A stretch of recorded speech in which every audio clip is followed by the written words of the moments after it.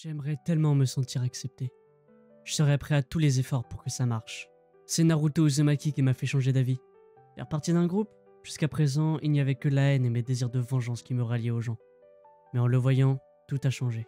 Il est si proche de ses compagnons, ça en est bouleversant. Ça peut sembler ridicule, mais aujourd'hui, j'ai compris une chose. La tristesse et le chagrin, mais aussi la joie, toutes ces choses ne valent rien si on ne les partage pas avec quelqu'un. Ceci sont les paroles de Gaara, aussi dit le démon qui n'aime que lui-même. Nommé comme ça par sa mère, il était détesté avant même de naître. Partageons alors ensemble sa triste histoire. Gaara est sans doute le personnage dans l'univers de Naruto qui a le passé le plus triste et le plus sombre. Et pourtant, lui, il s'est pas barré de son village en faisant ouin ouin, je vais aller me venger avec des autres copains. Désolé pour tous les fans de Sasuke, mais je tire à balles réelles, j'en ai rien à faire. Reprenons un petit peu sérieux et commençons cette vidéo avec le passé de Gaara et pourquoi c'était vraiment une vie très triste, ou du moins une enfance très triste. Son père est le 4e Kazekage. Pour la naissance de son fils, il a demandé à Shio de sceller le Shukaku dans le corps de son fils afin de sauver le village parce qu'à ce moment-là, que ce soit en termes d'armement, donc de défense ou de ressources, en fait, en règle générale, ils étaient très bien mal en point et c'était selon lui la solution miracle pour sauver le village, faire de son fils une arme afin de se défendre comme il se doit. En plus de sacrifier l'enfance de son fils et probablement sa vie s'il n'avait pas rencontré Naruto Uzumaki, il a dû sacrifier la vie de sa femme car la naissance de son fils à cause du scellement du Shukaku devait mettre un terme à la vie de sa femme et ce, peu importe ce qu'il était capable de faire pour la sauver. Sa femme devait mourir pour faire naître son fils,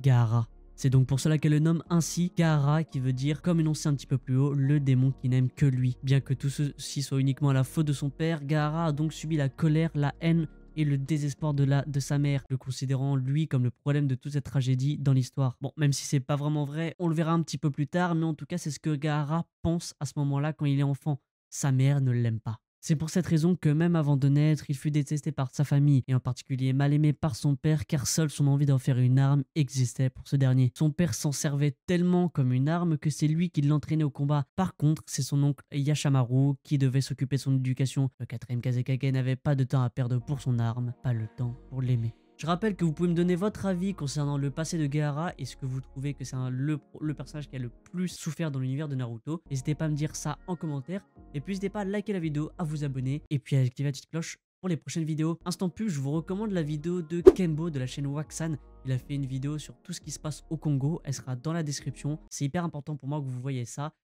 C'est une très belle vidéo et franchement allez la voir. Revenons à notre histoire, et malgré tous ses efforts, voyons là où le 4e Kazekage a échoué avec Gaara. Tout son plan a échoué à cause d'une seule chose, l'échec psychologique. À force de lui parler que pour l'entraîner au combat, délaissant totalement ses sentiments, Gaara devint triste, angoissé, dépressif et donc totalement instable, qui ne fait pas bon mélange avec le Shukaku qui partageait son corps. Gaara finit par représenter une grande menace pour le village qui allait à la totale inverse de ce qui était prévu initialement par son père. Dès à présent, il souffrait mentalement. Son père ne l'aimait pas. Il n'entretenait pas forcément de meilleures relations avec ses frères et sœurs, mais en plus de ça, tout le village de Suna le détestait et avait peur de lui car en cas de crise, le Shukaku prenait le dessus et menaçait donc tout le village qui était déjà en très mauvaise posture. Passons maintenant à la phase de la souffrance ultime, à une souffrance à un tel point qu'on pense qu'un être humain ne peut pas plus souffrir mentalement que ça. Eh bien, on va en tout cas apprendre avec Gaara à mettre des mots. Il va apprendre à savoir ce qu'est la souffrance mentale,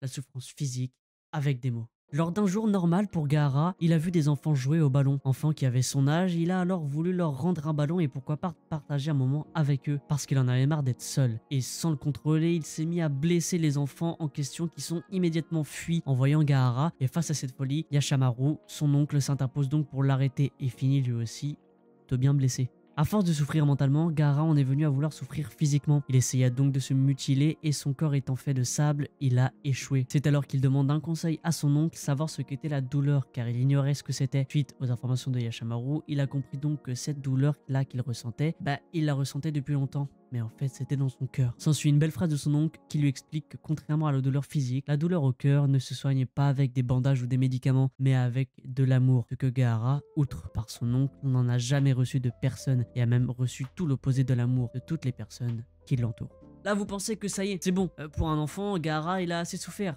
on peut pas plus souffrir que ça. Détrompez-vous. Et passons à la phase de l'assassinat, plutôt des assassinats.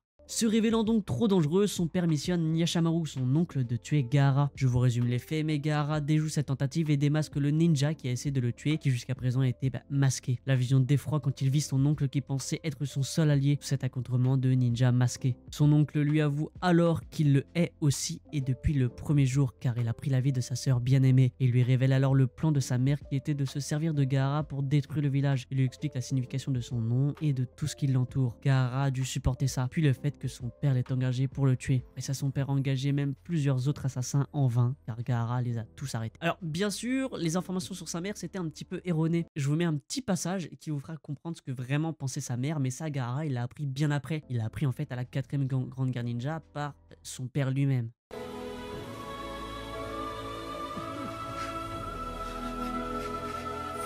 C'est elle qui t'a permis d'arriver si loin. Elle t'a donné la vie pour qu'un jour tu sois Kazekage. Toute ma vie, je n'ai fait que te tourmenter. Parlons maintenant de l'impact de Naruto sur Gaara, la personne qui l'a sauvé. Suite à son combat légendaire contre Naruto, il a enfin fini par trouver quelqu'un qui le comprend, qui partage ses pensées et un petit peu de ses peines. Naruto qui a grandi sans parents comme Gaara, sans amis comme lui, et avec les gens qui le fuient dès qu'il l'approche, comme Gaara aussi. Il a fini par trouver un ami et lui a changé sa vision des choses, en voyant les choses plus positivement et grâce à ça, il arrive à contrôler enfin son bijou, le Shukaku. Il devint plus une menace du coup pour le village, en tout cas plus le temps passe, moins il devint une menace pour le village. Il s'améliore au combat et cette fois-ci de son propre chef pour son village, lui qui finit enfin par être accepté jusqu'à Naruto Shippuden où finalement il devint le 5e Kazekage. Un Kage bien meilleur que son père l'était, bien plus grand que lui, bien plus fort que lui. Au final, il s'est vengé de son village, mais à sa manière. Il les a forcés, de par sa sympathie, sa force, son calme et sa prestance, à se faire accepter. Par sa gentillesse et son sacrifice envers le village également, il est devenu un Kage, une montagne de foi supérieure à son père.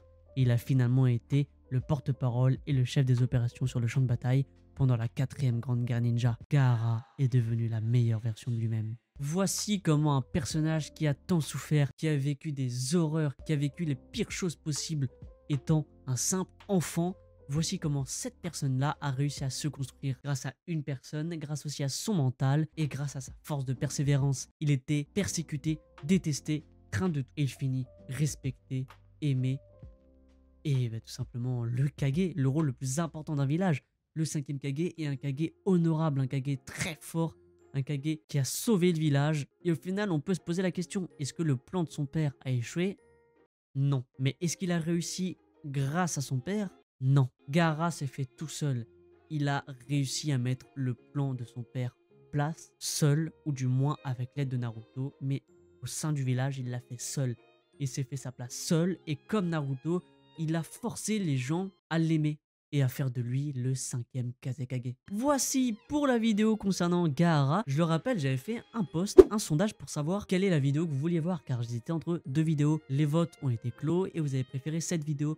Donc n'hésitez pas à checker mes posts, j'en fais à peu près 1 ou 2 par semaine. Des fois pour savoir pour les prochaines vidéos et des fois juste comme ça pour savoir votre avis sur un animé ou autre. La dernière fois j'avais fait la vidéo sur Spy X Family et je vous avais fait un vote pour savoir si vous avez aimé cet animé ou non. Donc ça permet d'avoir une plateforme pour dialoguer directement sur YouTube. C'est super cool. Donc n'hésitez pas à checker les posts, vous pouvez avoir un rôle important pour les prochaines vidéos à venir. N'hésitez pas à suivre tous mes réseaux, Instagram, TikTok, abonnez-vous sur YouTube. N'hésitez pas à me suivre sur Twitch même si je fais très peu de live. Mais voilà, activez la cloche et de temps en temps vous pouvez voir un petit live pop de ma part. C'est toujours très cool. Dites-moi en commentaire ce que vous avez pensé de cette vidéo. Et encore une fois, foncez voir la vidéo de Kembo de la chaîne Waxan sur le Congo, c'est hyper important pour moi et hyper important pour lui. Je vous fais de gros bisous les gars, prenez très bien soin de vous, mais surtout de votre famille, c'est le plus important. Salut!